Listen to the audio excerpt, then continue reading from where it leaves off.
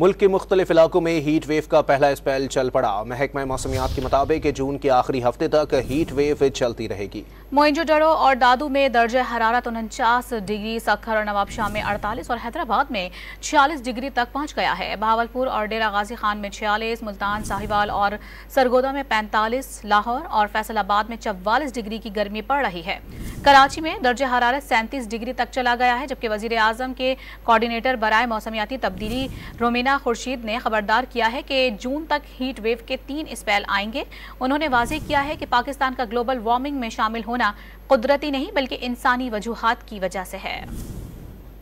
शुरू हो चुका है, ये इसका पहला हफ्ता है और ये 3 जो हैं इसके स्पेल आने हैं, जो कि पहला स्पेल जो है जो कि शुरू हो चुका है, जो कि 22 मई से 30 मई तक है, और उसके बाद दूसरा जो है वो 7 जून से 8 june तक है, और फिर उसके बाद ये जून का जो आखिरी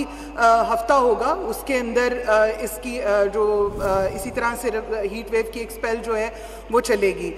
जैसे कि आप सब लोग जानते हैं कि पाकिस्तान उन वनरेबल ममालिक में से 5वें नंबर पे आता है जो कि ग्लोबल वार्मिंग का शिकार हैं, और किस तरह से मौसमी जो हादसात हम देखते हैं जिनको कि